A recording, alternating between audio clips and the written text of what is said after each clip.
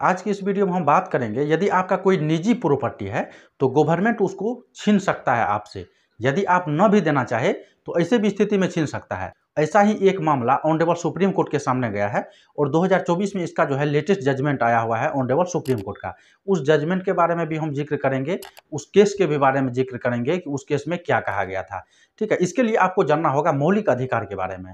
देखिए, मौलिक अधिकार जो है वो आर्टिकल 19 में है, भारतीय संविधान का अनुच्छेद 19 में उसको रखा गया है। तो भारतीय संविधान का अनुच्छेद 19 में 6 प्रकार का जो है स्वतंत्रता है। अभी वर्तमान में 6 प्रकार का मौलिक अधिकार है, पहले 7 था। तो 44वां संविधान संशोधन के द्वारा जो है, जो मतलब संपत्ति का अधिकार था उसको हटा के मतलब भारतीय संविधान का आर्टिकल 300A में रख दिया और उसको कानूनी अधिकार बना दिया गया है। पहले जो है ये संपत्ति का जो अधिकार था वो मौलिक अधिकार था। ठीक है, तो मौलिक अधिकार को कोई भी व्यक्ति छीन नहीं सकता है। तो इसीलिए गवर्नमेंट जो है इसको मतलब 44वां संविधान संशोधन के द्वारा मौलिक अधिकार से हटा के कानूनी अधिकार बना दिया, ताकि वो कोई भी व्यक्ति का प्रॉपर्टी पे जबरन कब्जा कर सके। ठीक है, ऐसा ही मामला एक कलकत्ता का था। वहाँ पे मामला ये था कि कलकत्ता म्युनिसिपल कॉरपोरेशन को वहाँ पे आवश्यकता था एक पार्क बनाने का।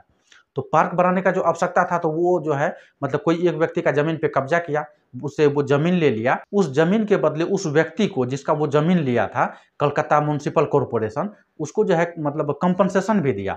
वो व्यक्ति संतुष्ट नहीं था कंपनसेशन से और उन्होंने सुप्रीम कोर्ट का दरवाजा खटखटाया। तो सुप्रीम कोर्ट जो है वहाँ पे ये जजमेंट दिया कि कलकत्ता म्युनिसिपल कॉरपोरेशन के द्वारा जो ज़मीन लिया गया था ये इलीगल तरीका से लिया गया था।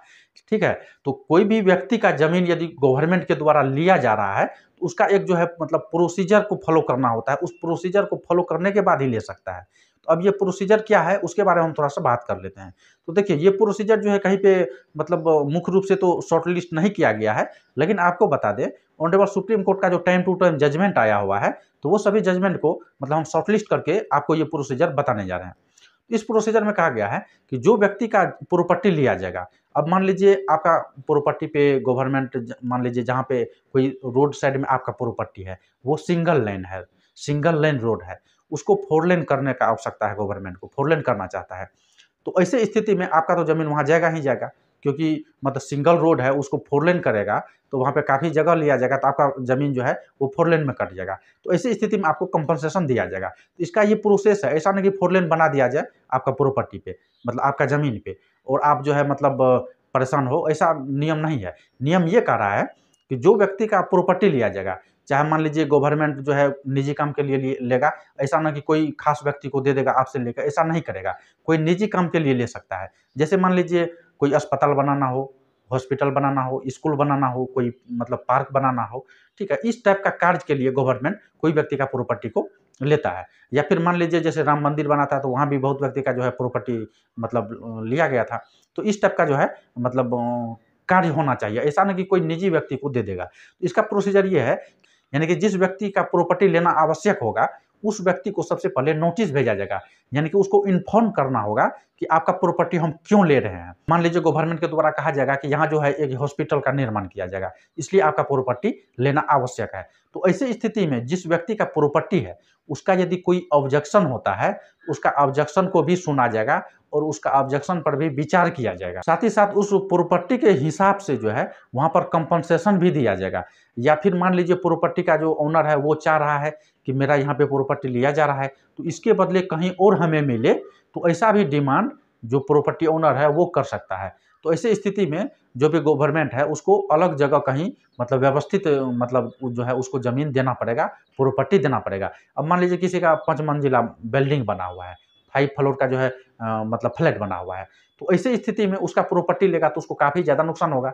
तो ऐसे स्थिति में प्रॉपर्टी का जो दाम होना चाहिए, साथ ही साथ उसका जो फ्लैट का कीमत होना चाहिए, वो टोटल मिला के जो है यहाँ पे कंपनसेशन तैयार किया जाएगा। साथ ही साथ उसको कितने दिन में उसका मुआवजा मिल जाएगा, तो उसका भी एक टाइम लिमिट सेट किया जाएगा कि इतना दिन के अंदर जो है आपको कंपनसेशन का राशि मिल जाएगा और उतना दिन के अंदर मिलना बहुत ज़रूरी है।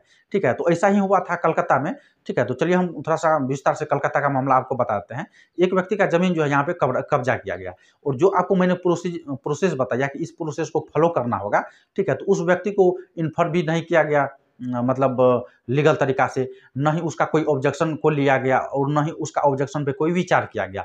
ठीक है, और उस व्यक्ति का जो ज़मीन था, जो निजी व्यक्ति था, उसका ज़मीन पे कब्जा किया और वहाँ पे जो है पार्क बना दिया गया कलकत्ता म्युनिसिपल कॉरपोरेशन के द्वारा, और उस व्यक्ति को जिसका ज़मीन था उसको मुआवजा भी दिया गया। तो उस व्यक्ति ने मतलब सुप्रीम कोर्ट का दरवाज़ा खटखटाया, वहाँ पे रिट फाइल किया, ठीक है। आपको जो है मतलब इस केस का जो भी टाइटल है, ठीक है, ये केस का टाइटल हम डिस्क्रिप्शन में शो कर देंगे। आप यदि इसका जजमेंट डाउनलोड करना चाहते हैं तो गूगल में सर्च करके केस का टाइटल सर्च करेंगे तो जजमेंट डाउनलोड हो जाएगा।